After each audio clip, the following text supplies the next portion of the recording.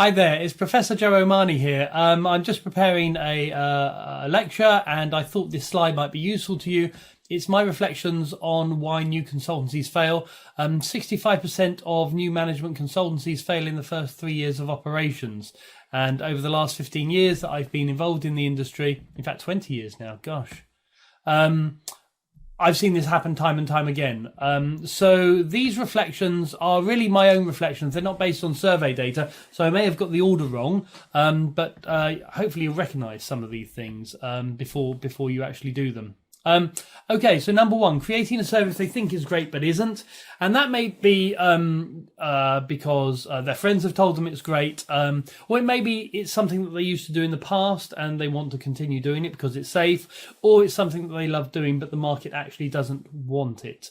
I've seen all of these things happen. The most important lesson here is to go to the market, is to talk to clients, talk to potential clients about their needs. There's no point doing anything until you've spent a lot of time doing your research. Number two, increasing overhead without sustaining revenues. You get a new client or you get your first big client and you're making piles of cash, but you forget or simply don't know that the work is seasonal.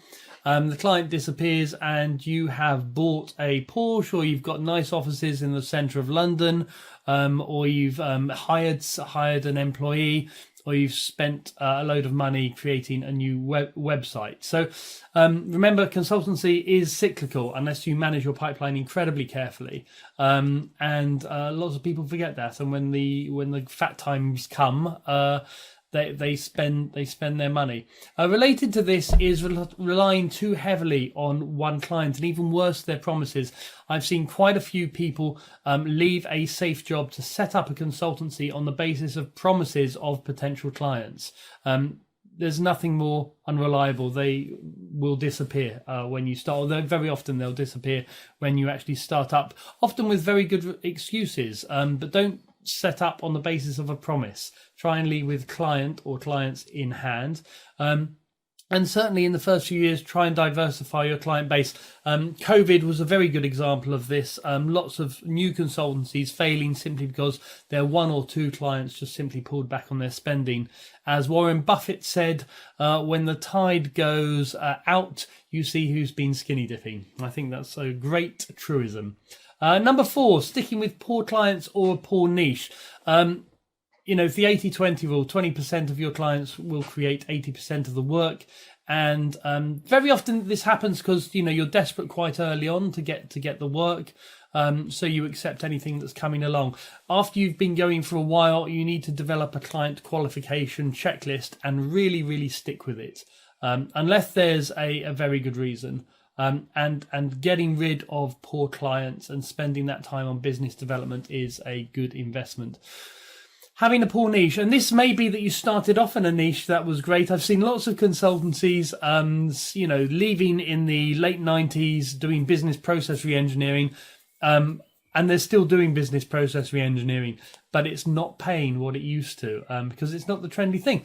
Rebrand, call it lean, call it something else. Go on a course, learn a slightly different form of process engineering, agile, whatever. So sticking with poor clients or poor niche.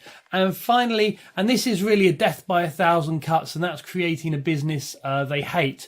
And sometimes these consultancies survive because the poor consultant is stuck there doing, scratching round for work, dealing with procurement, and really picking up anything that they can.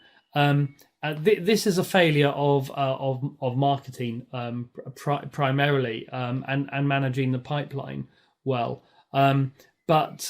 But it's something that you see so often that, consultants have left a safe job. They've created a consultancy that perhaps started up well, but slowly the margins have deteriorated. The pipeline hasn't been managed.